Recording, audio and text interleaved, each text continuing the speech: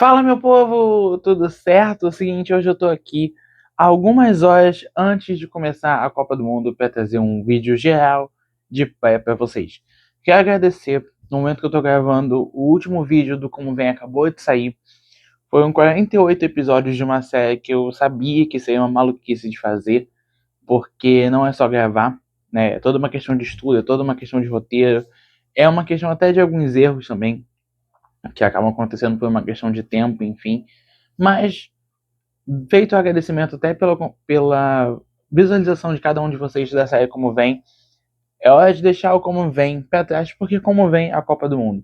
Como eu falei, se você está vendo esse vídeo na hora que ele foi postado ou perto disso, falta menos do que um dia, faltam algumas horas para começar a Copa do Mundo de 2026, cujo primeiro jogo é México e África do Sul, o mesmo primeiro jogo da Copa de 2010, mas dessa vez sendo realizado no Estádio Azteca.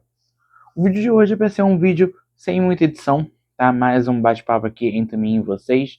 Vou falar algumas coisas que acho que vale a pena de serem faladas sobre a Copa do Mundo, incluindo assuntos dentro e fora de campo, tá? Inclusive eu vou abrir esse vídeo com alguns assuntos fora de campos. Depois eu entro numa questão mais de times, de seleção de grupo, até porque eu já falei de todas no Como Vem, então não tem para que eu entrar em pontos específicos. Eu só realmente vou fazer um palpite no final do vídeo, né? Mas vamos então entrar no que toda essa Copa já está sendo mobilizada até aqui. Cara, essa Copa do Mundo, ela é mais uma, por, uma, por um país, por uma nação, ela é mais uma que entra no leque que a FIFA entrou ou voltou em 2018. Né? A Copa ter sido na Rússia foi, lá atrás, foi alvo de muita crítica e foi algo de muita investigação. Foi alvo de muita investigação por corrupção, né? A Rússia, apesar de ter uma cultura de futebol em alguns países, algumas cidades, enfim, a gente consegue facilmente listar clubes russos tradicionais, né? O CSKA, o Spartak, o Zenit, enfim, para falar três clubes grandes, mas também existem muitos outros conhecidos. Ainda assim não viveu da melhor forma, né? A Copa das Confederações de 2017 ela é tão fracasso a ponto da FIFA ter que dar ingressos e muito mais do que isso, porque mesmo dando ingresso a competição não lotou, o fracasso foi tanto que a competição teve de ser extinguida. A última Copa das Confederações foi exatamente essa de 2017, pelo fracasso que foi. Em 2022, a FIFA faz a Copa do Mundo no Catar, que é um país também que cresce sua questão com o futebol, né? Até com alguns jogadores europeus indo treinar, indo jogar. A seleção do Catar, que consegue se classificar para sua segunda Copa do Mundo pela primeira vez via eliminatórias, também é uma seleção recheada de jogadores naturalizados, inclusive um brasileiro, mas muito portugueses. É de lá, inclusive, é principalmente de Portugal e Espanha, do qual o Catar tenta beber na fonte para construir um futebol melhor. E agora a gente tem Estados Unidos e Canadá. Eu falei só um país, mas na real são dois, né? O México sim tem muita cultura futebolística, sem comparação com qualquer um dos outros dois países. Então é triste, mas é onde a FIFA se coloca de não ligar muito para a cultura de futebol e sim para onde pode ser rentável financeiramente. Vou usar esse termo. Apesar de eu já entrar num assunto que vai bater contra isso. A FIFA descobriu em 94 que os Estados Unidos têm mercado. A Copa do México aconteceu em 70, a Copa do México teve em 86. A Copa de 94 nos Estados Unidos, ela é uma coisa diferente. Ela é um mercado novo, ela é, enfim, o futebol sendo levado, o soccer sendo criado para um país que não tinha muita relação com isso. Hoje, até hoje, os Estados Unidos não têm uma relação total com o futebol. É claro que o tempo é completamente diferente. A seleção norte-americana masculina evoluiu, a feminina nem se fala, é um produto muito maior do que a masculina, inclusive. A MLS cresceu como liga, recebe jogadores do mais alto nível, sabe? O segundo melhor de todos os tempos para mim joga nos Estados Unidos. Então é óbvio que isso vai ter um peso na construção do futebol do país. Só que a gente chega para uma Copa dos Estados Unidos que, pensando em país, o evento mais importante hoje é a NBA. Eu não tô falando que os americanos são errados, porque não estão. Mas hoje, o evento mais importante que acontece nos Estados Unidos são as finais da NBA. Antes de qualquer partida de abertura, de show de abertura, de seleção norte-americana entrando em campo, que seleção que seja, o que importa é New York Knicks e San Antonio Spurs. Porque a cultura pede isso. É diferente do México, que já está tão mobilizado para a Copa. E muito, sendo um país muito menos midiático para a imprensa. Né? Então, já que eu falei dessa questão de cultura, deixa eu entrar numa questão financeira rapidinho aqui. Eu falo sobre ser rentável financeiramente, né? Porque os Estados Unidos é um mercado gigantesco, o maior mercado de entretenimento no mundo. E a FIFA foi para esse mercado há mais de 30 anos sabendo disso. Essa Copa, ela financeiramente, ela pode ser a mais cara de todos os tempos. Não, ela pode não, ela vai ser a mais cara de todos os tempos. Preço dinâmico, que foi uma coisa que deu completamente errado. E a FIFA está distribuindo ingresso, botando ingresso lá embaixo para conseguir vender. Com certeza vai ter uma mudança em questão de cadeia. Gente que comprou para um setor vai ser realocado para outro só para aparecer na transmissão. Isso já aconteceu na Copa do Mundo de Clubes ano passado. Você tem a final, cujo ingresso mais caro vai custar quase R$1 milhão. Eu sei que a conversão aqui ela não é a mais exata, ela não é a melhor de se fazer, mas de certo modo é sim. Porque a gente não vai ter os Estados Unidos chegando numa final de Copa. A final, em Nova Jersey, ela não vai ter a seleção do país sede. Nenhum dos três. Então a gente pode até não converter para real, mas a gente vai ter que converter para alguma moeda. Para euro, para peso, para real, enfim. Porque com certeza quem vai nessa final, o público interessado nessa final, vai gastar em euro porque mudou, porque teve de trocar o seu dinheiro. Então é uma Copa muito cara. A gente veio da Copa do Catar, que uma coisa muito discutida é o álcool, né? Porque é um país que não só não tem costume do futebol do álcool, como em muitos lugares é completamente proibido. Beber em público é crime. E ainda assim o país mobilizou sua lei de um acordo ali com a FIFA e foi liberado com muita restrição, mas foi liberado a venda. E agora nos Estados Unidos o álcool, que é uma coisa muito mais liberal, passa por um problema de preço. Então a gente viu uma Copa muito cara em todos os setores, em ingresso, em hospedagem, em ingrediente, o que pode ser ingerido nos jogos. Terceiro tópico, fora de campo, eu falei de lei. E esse aqui é o tópico mais sério, talvez, do vídeo. Que até o Qatar mobilizou suas leis. E o que os Estados Unidos faz para essa Copa do Mundo beira o absurdo. Vamos lá. Ayman Hussein, que é o atacante do Iraque, que ficou 7 horas sendo interrogado para poder sair do aeroporto. Além disso, a seleção do Irã vai ter que jogar nos Estados Unidos, vai entrar no país e sair no mesmo dia. A seleção não pode dormir. Nenhum iraniano vai poder virar, nenhum jogador iraniano vai poder virar à noite em solo norte-americano. Eles vão jogar nos Estados Unidos e depois voltar para o México. A gente tem muitos relatos de torcedores, torcedor iraniano perdendo ingresso, não tendo respeitado a sua cota de ingresso. A Karine Alves, jornalista da Globo Sport TV, tendo que ser fiscalizada no cabelo.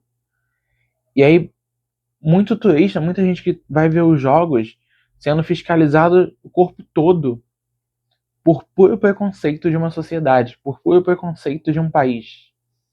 Seja por xenofobia, seja por racismo, enfim, que seja. É essa postura que os Estados Unidos estão mostrando para a Copa. E a gente tem, inclusive, eu vou tentar pegar o nome dele aqui, o árbitro da Somália, Omar Atam, que tem patente FIFA, é um dos melhores árbitros do continente africano, iria apitar a Copa do Mundo, e os Estados Unidos negou o visto dele. E eu confesso que, nesse caso, diferente de todos os outros, eu até pensei que a FIFA fosse intervir, porque é um árbitro escalado pela FIFA. Não, a FIFA simplesmente comprou e não vai atrás do árbitro. o que está acontecendo no momento que eu estou gravando, pode ser que quando esse vídeo vá ao ar já tenha alguma definição, mas no momento que eu estou gravando, o que a gente sabe é que as confederações de Canadá e México estão se mobilizando para levar esse árbitro para a Copa, né? Tem até o vídeo, esse talvez eu não possa colocar aqui, mas que mostrou o árbitro sendo aplaudido chegando na Somália, sendo recebido como um herói, de certo modo, né? Até porque ele merece esse reconhecimento. É um árbitro da Somália que se destaca no continente que ia para uma Copa do Mundo. Então é um feito muito grande para um país cuja seleção nunca bateu um Mundial. Então vamos ver no que dá. Se ele acaba tendo que ficar ou se Canadá e México conseguem entrar em acordo com a FIFA e ele apitar algum jogo nesses países, né? A FIFA, no momento que eu estou gravando, está lançando as listas dos árbitros que vão apitar os jogos. A gente já sabe que vai ter o Wilton Pereira Sampaio, arbitragem brasileira, no jogo de estreia, e a gente sabe que vai ter um quarteto europeu no primeiro jogo do Brasil da Copa, no Brasil e Marrocos. E esses são só alguns exemplos de tudo que os Estados Unidos está fazendo, né, gente? Fora problemas de vistos, que a gente tem com muitas seleções aí. O próprio Embolo, se não me engano, da seleção suíça, ele teve que embarcar depois de todo mundo por conta de visto. Então, assim, chega a ser lamentável, porque a gente olha a postura, eu nem vou dizer tanto aqui do Canadá, mas a gente olha a postura do México, né? Os mexicanos recebendo a Espanha e tantas outras seleções com muita mais comemoração, de uma maneira muito mais festiva, porque é um povo que entende o que é viver uma Copa do Mundo, né? Viveu em 70, viveu em 86 numa situação completamente complicada, e vão viver agora em 2026, tendo o Azteca modificado, mas mantendo a sua aura, sem querer usar a palavra dos jovens, diferentemente do que fizeram com o Maracanã. Então, bom, gente, fora de campo é isso. Eu podia até gastar mais tempo aqui, mas eu acho que já falei de alguns assuntos sérios que eu queria usar para abrir esse vídeo. E vamos falar um pouquinho agora dos grupos, das minhas previsões para essa Copa do Mundo, depois de tantos como vem, né? Lembrar que essa Copa a gente vai ter um monte de cerimônia de abertura, né? Tem cerimônia de abertura no México e África do Sul, tem cerimônia de abertura em Canadá e Bósnia, tem cerimônia de abertura nos Estados Unidos e Paraguai. Então, para cada país sede, a gente vai ter cerimônia de abertura com vários cantores, com várias festas diferentes. E isso eu acho até legal, tá? Eu não sou o maior fã de cerimônia de abertura em Copa do Mundo. Eu acho que é incomparável em relação, não é nem do tamanho, mas a necessidade com as Olimpíadas. Mas enfim, aí é festa, é primeiro jogo, eu acho que vale ter. Então vamos entrar nos grupos e falar um pouquinho das seleções, né? Sem entrar tão em detalhes como eu entrei nos vídeos de como vem. A playlist aí no canal agora é completa. Grupo A nós temos México, África do Sul, Coreia do Sul e Tchequia. Para mim, eu acho que é um grupo nivelado por médio baixo. E eu acredito nas classificações de México e Coreia do Sul. Tá? Não vejo nenhuma seleção muito boa aqui não. Vejo seleções todas abaixo. A gente tem um pote A que é fraco, por ser o país sede, mas eu acho que consegue se classificar. Acho que o fator casa pode pesar sim. Eu coloco a Coreia do Sul porque é a seleção asiática que mais bate em Copa do Mundo. Acho que fez um ciclo bem decente, bem regular, sabe? Deu trabalho para algumas seleções mais difíceis do continente, principalmente. Então acho que a Coreia do Sul consegue essa segunda vaga. Não sei sobre o terceiro lugar, mas talvez a Tchequia esteja mais forte do que a África do Sul. Grupo B tem Canadá, Bósnia, Catar e Suíça. Apesar de eu não ser tão fã do ciclo da Suíça, eu acho que a Suíça lidera esse grupo. E eu realmente acho que o Canadá faz uma campanha melhor do que na Copa anterior, mas não é garantia de classificação. Acho que briga ali com a Bósnia por uma segunda vaga. Tá? Não acho que nenhuma das seleções possa surpreender a Suíça na primeira colocação, mas eu acho que elas também não sofrem tanto para Catar, acredito eu. Beleza? Brasil, Marrocos, Haiti e Escócia no grupo C. Aqui eu vou de Brasil e Marrocos. E aí, falando um pouquinho da seleção brasileira, acho que é uma boa seleção para entrar um pouquinho mais. A gente sofreu muito com lesões, né, do momento que eu gravei como vem até hoje. A gente perdeu nossos laterais direitos, o Ederson foi chamado de último momento, o Neymar a gente não sabe quando ele vai estar disponível para a Copa do Mundo, os nossos atacantes titulares eles não correspondem, e os reservas quando começam a titular também não. Mas eu acho que a gente avança em primeiro ainda assim. Não me surpreenderia o Brasil não vencer o Marrocos na primeira rodada, inclusive é o placar que eu arrisco. Mas eu acho que passam Brasil e Marrocos, tá? Eu espero que a gente passe em primeiro, porque isso nos dará uma eliminatória muito mais tranquila do que se a gente passar em segundo. Tudo bem que nessa a gente viveu 2022, que é avançar da Coreia e pegar o vencedor de Croácia e Japão. Deu no que deu, né? Mas enfim. Grupo D, Estados Unidos, Paraguai, Turquia e Austrália. Aqui eu vou contra muita gente e vou de Turquia e Paraguai passando. Eu acho que os Estados Unidos, posso estar errado, mas eu acho que a seleção do Pochettino vai ser o único país sede que não vai conseguir se classificar, tá? Inclusive, para mim, é a lanterna desse grupo. Por mais que os Estados Unidos tenha vencido o Uruguai por 4-1, acho que é uma seleção ruim. Acho verdadeiramente que é uma seleção ruim.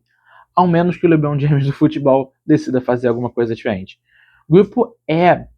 Aqui vai, eu acho que é a minha primeira loucura de palpite, que é um grupo que tem Alemanha, Curaçao, Costa do Marfim e Equador.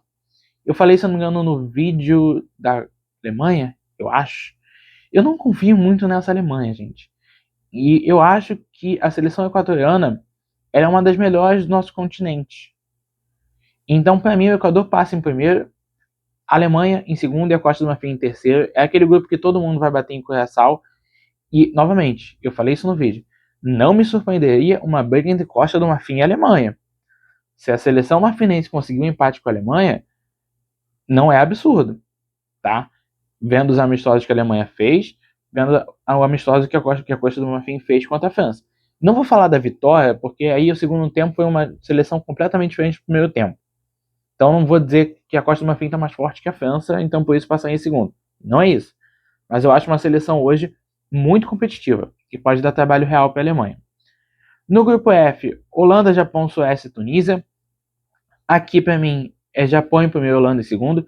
Eu tô vendo muita gente colocando fé na seleção japonesa, eu já tava colocando desde antes. E eu até acho que o Japão passa em primeiro aqui e pode chegar longe na Copa. Mas duas coisas eu acho que podem acontecer. Lesões podem prejudicar essa seleção japonesa, então eu não duvido que o rendimento na Copa do Mundo seja inferior ao que a gente via até o ano passado. E também uma questão da Holanda poder crescer nessas competições, né? A Holanda ela passa por altos e baixos no ciclo, esse time do Koeman. Às vezes ela apresenta bom futebol, como foi nas eliminatórias, ou até na fase final da Euro na Alemanha. Às vezes ela apresenta um futebol razoável, como foi na fase de grupos da Euro. Então, enfim, acho que a Holanda teve altos e baixos, passa em segundo. Suécia e Tunísia. Enfim, eu acho que a Suécia vai conseguir 3 pontos vencendo a Tunísia só, porque é uma seleção que falta identidade e a Tunísia é a seleção mais fraca do grupo. Grupo G, que pra mim é o pior grupo da Copa, tá? Muita gente tá falando que vai ser Canadá, Bósnia, enfim, mas eu acho que esse é o grupo que menos me dá vontade de ver. Que a gente vai ter Bélgica, Egito, Irã e Nova Zelândia. Aqui pra mim, eu não vejo nenhuma seleção interessante. O Egito talvez foi quem fez o melhor ciclo, mas pra mim ainda termina a fase de grupos atrás da Bélgica, porque eu posso ter uma esperança na seleção belga. Não é mais a velha geração belga, apesar de ainda ter o Courtois, de ter o De Bruyne, mas a minha única esperança tá nos jogadores novos. Nem no Lukaku tá. Então, assim, é um Decathlon, é um Openda sem entrar. O Tielemans já não é tão novo assim, mas sei lá, um Jeremy Doku. O Trossard, talvez. Né? Então, a minha esperança da Bélgica, ela tá muito mais sobre esses jogadores que estão brilhando agora do que jogadores que têm nomes muito grandes. Não é desmerecendo Courtois, não é desmerecendo De Bruyne.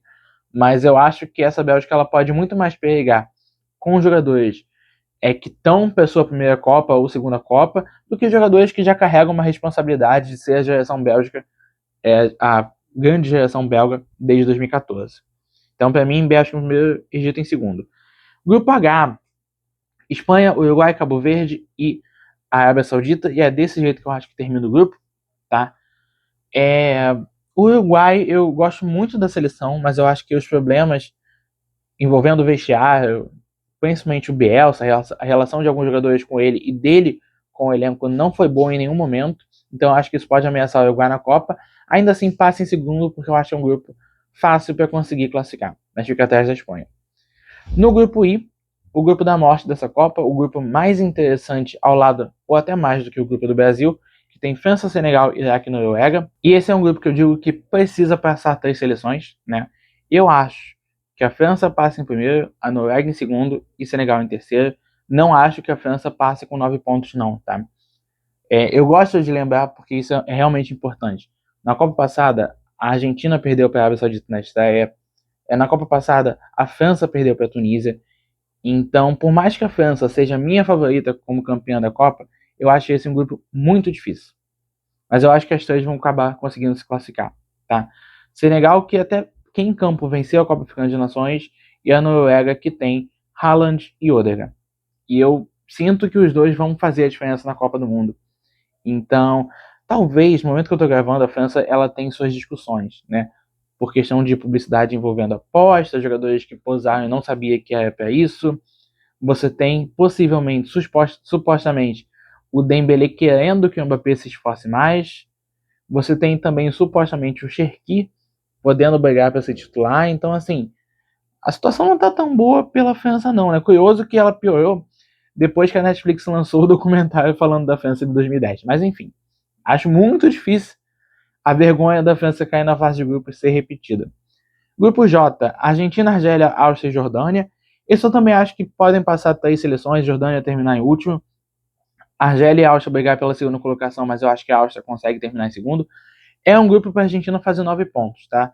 E o bom para a Argentina é que foi um ciclo que talvez o adversário mais difícil que a Argentina enfrentou tenha sido a Colômbia na final da Copa América nos Estados Unidos. Eu falo mais difícil, melhor, tá? Eu sei que a Argentina enfrentou o Brasil, mas foi 1-0 aqui no Rio, foi 4-1 lá, que causou a demissão do Eval Júnior, então não tem como o melhor adversário da Argentina ter sido o Brasil. Contra o Uruguai, tem uma boa vitória uruguaia em Buenos Aires, se não me engano, por 3-2. Mas eu acho que a seleção mais forte que a Argentina enfrentou nesse ciclo foi a Colômbia, que joga um futebol bom. Mas ainda assim, como todo o ciclo da Argentina foi feito contra adversários fracos, eu acho que o grupo segue o nível de fragilidade dos adversários da Argentina pós-título de 22, então acho que é tranquilo para a Argentina passar em primeiro lugar. No grupo K, o grupo da Colômbia, também tem Portugal, República Democrática do Congo e Uzbequistão. Duas seleções que estreiam, eu falo da República Democrática do Congo como estreia, entendendo a separação como Zaire, tá? Mas aí, se a gente somar, são 2 participações. Portugal para mim é líder e a Colômbia é segunda colocada. A seleção de Portugal é muito favorita.